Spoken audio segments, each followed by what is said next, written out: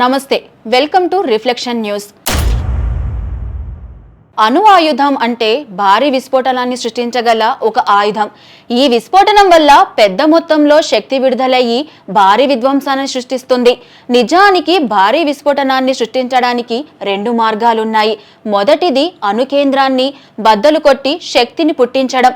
ఈ రకం వాటిని ఫిషన్ బాంబు అని కానీ అణుబాంబు అని కానీ పిలుస్తుంటారు. హిరోషిమా మీద నాగసాకి మీద పేల్చిన బాంబులలో ఈ కోవాకి చెందుతాయి.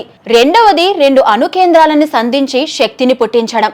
ఈ రకం వాటిని ఫ్యూజన్ బాంబ్ అని కానీ న్యూక్లియర్ బాంబ్ అని కానీ అంటారు. వీటిని హైడ్రోజన్ లేదా ఉదజని బాంబు అని కూడా అంటారు. సూర్యుడిలోనూ నక్షత్రాల్లోనూ శక్తిని పుట్టించడానికి జరిగే ప్రక్రియ ఇదే. రెండవ ప్రపంచ యుద్ధం సమయంలో ఎంతో రహస్యంగా ఎంతో డబ్బు ఖర్చు పెట్టి ఎన్నో కష్టాలు పడి అమెరికా ప్రభుత్వం రాబర్ట్ ఓపెన్ హెమర్ అనే శాస్త్రవేత్త ద్వారా 3 అణుబాంబులని నిర్మించింది. బాంబులు అనుకున్నట్టుగా పనిచేస్తున్నాయో లేదో చూడటానికి వాటిలో ఒక దానిని మెక్సికో రాష్ట్రం ఉన్న ఎడారిలో అలమాగోట్లో అనే చోట ప్రయోగాత్మకంగా పేల్చి చూశారు. రెండో దానిని జపాన్లోని హిరోషిమా నగరం మీద, మూడో దానిని నాగసాకి నగరం మీద పేల్చారు. అలమాగోట్లో ప్రయోగాత్మకంగా పేల్చినది, నాగసాకి మీద పేల్చినది మూడోది ప్లూటోనియంతో చేసినవి. అందుకని వాటిని ప్లూటోనియం బాంబులని కూడా అంటారు. హిరోషిమా మీద పేల్చినది యురేనియంతో చేశారు కనుక దీనిని యురేనియం బాంబు అని కూడా అంటారు.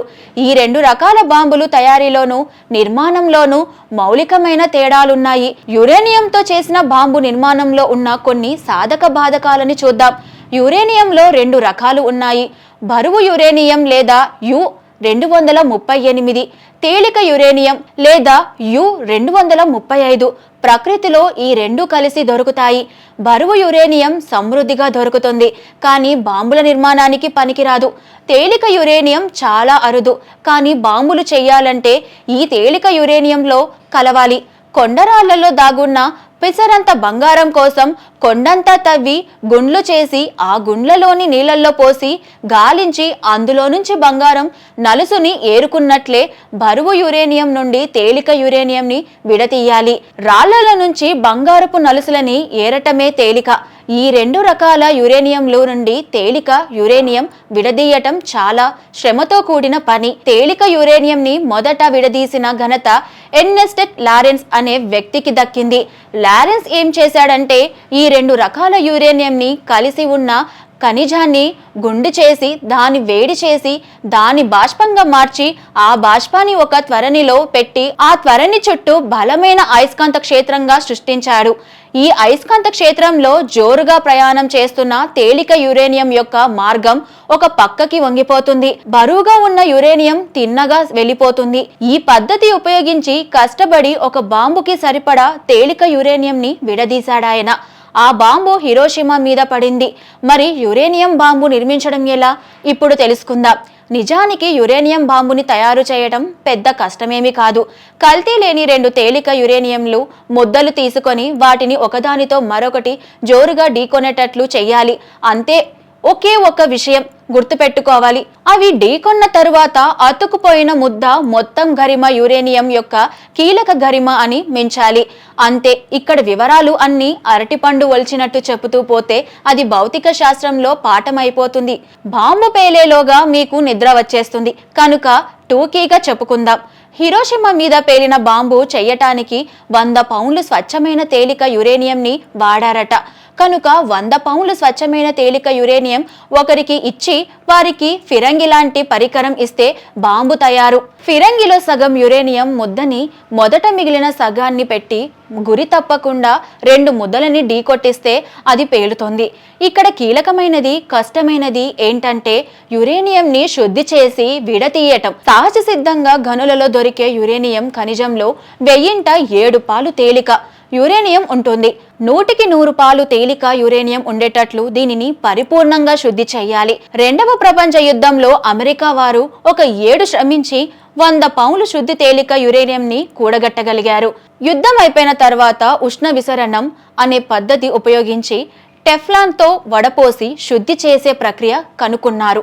ఇప్పుడు ఇంకా అధునాతమైన ప్రక్రియలు ఉన్నాయి. వీటిల్లో ముఖ్యమైనది అపకేంద్ర యంత్రం సహాయంతో చెయ్యటం. పేరెన్నిక గన్న పద్ధతి. హిరోషిమా మీద పేల్చిన యురేనియం బాంబు దాదాపు 5 టన్నుల బరువు ఉంటుంది. అందులో ఉన్న తేలిక యురేనియం 175 పౌండ్లు లేదా 80 కిలోగ్రాములు. అందులో కేవలం 0.0015 పౌండ్లు అంటే 700 మిల్లీగ్రాములు లేదా 30 వడ్ల గింజల బరువు పదార్థమే శక్తిగా మారుతుంది. పేలిన బాంబు 16,000 టన్నుల TNT పేలినంత శక్తిని విడుదల చేస్తుంది. మరి ఇప్పుడు ప్లూటోనియం బాంబు నిర్మించడం ఎలాగో తెలుసుకుందాం. యురేనియం కంటే ప్లూటోనియం బాంబు నిర్మించడం తేలిక. ప్లూటోనియం కీలక గరిమ 13 పౌండ్లే. సీసం సాంద్రమైన పదార్థం అనుకుంటే ప్లూటోనియం సాంద్రత సీసానికి రెట్టింపు. ఇంత ఎక్కువ సాంద్రత ఉంది కనుక 13 పౌండ్ల ప్లూటోనియం 12 ఔన్స్ల కోకోకోలా డబ్బాలో పట్టేస్తుంది.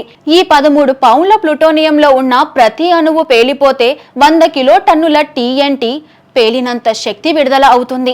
అమెరికా అలమోగోడ్డోలో ప్రయోగాత్మకంగా పేల్చినది పూర్తిగా పేలలేదు. బాంబులో పెట్టిన ప్లూటోనియంలో 20% మాత్రమే పేలింది కనుక అది విడుదల చేసిన శక్తి కేవలం 20,000 టన్నుల TNTతోనే సమానం. తర్వాత అమెరికా రష్యాలు పోటాపోటీగా పేల్చిన బాంబులతో పోలిస్తే ఇది చాలా చిన్నది. ఈ పేలుడు చూసేసరికి ఓపెన్హైమర్ కి గొంతులో తడారిపోయింది. భగవద్గీతలో ఉన్న దివిసూర్య సహస్రస్య అన్న శ్లోకం జ్ఞాపకం వచ్చేసిందట. జపాన్కు చెందిన చారిత్రాత్మక పట్టణం హిరోషిమా. ఇది జపాన్ యొక్క పెద్ద ద్వీపమైన హోన్షులో ఉంది. రెండవ ప్రపంచ యుద్ధం చివరిలో 1945 ఆగస్టు 6న అమెరికా అణుబాంబుకు గురైన నగరం భస్మీపటలమైంది. అణుబాంబుకు గురైన తొలి నగరం కూడా ఇదే. భారతదేశ శాస్త్ర సాంకేతిక రంగాలలో సంచలన విజయాలను, అద్భుతమైన ప్రగతిని సాధించడంలో కీలక పాత్ర వహించిన వారిలో రాజా రామన్న ఒకరు. భారతదేశం అణుబాంబును తయారు చేయడంలో ఈయన కీలక పాత్ర పోషించారు. రిఫ్లెక్షన్ మానిటైజేషన్ పోయింది అండ్ ఇంకో స్ట్రైక్ కూడా పడ్డదన్న విషయం మీకు తెలిసిందే. అందుకోసం అని చెప్పేసి మనం రిఫ్లెక్షన్ న్యూస్ క్రియేట్ చేసాం. At the same time reflection pro అని ఈ 2 ఛానల్స్ కూడా క్రియేట్ చేయడం జరిగింది. రిఫ్లెక్షన్ న్యూస్లో ఆల్రెడీ రెగ్యులర్గా కంటెంట్ వస్తుంది అండ్ రిఫ్లెక్షన్ ప్రోలో త్వరలో మీరు ఊహించినంత కంటెంట్ వస్తుంది. సో ఈ 2 ఛానల్స్ని త్వరగా సబ్స్క్రైబ్ చేసుకోరు. ఎట్ ద సేమ్ టైం ఇప్పుడు చేయబోయే వీడియో మీకు నచ్చినట్టయితే లైక్ చేయరి, షేర్ చేయరి, సబ్స్క్రైబ్ చేయరి, కామెంట్ రూపంలో మీ యొక్క అభిప్రాయాలు తెలియజేయండి. At the same time monetization లేదు కాబట్టి ఆర్థికంగా కూడా మీ సహకారం నాకు చాలా అవసరం. మీరు పంపే రూపాయి కూడా నాకు చాలా పెద్దది.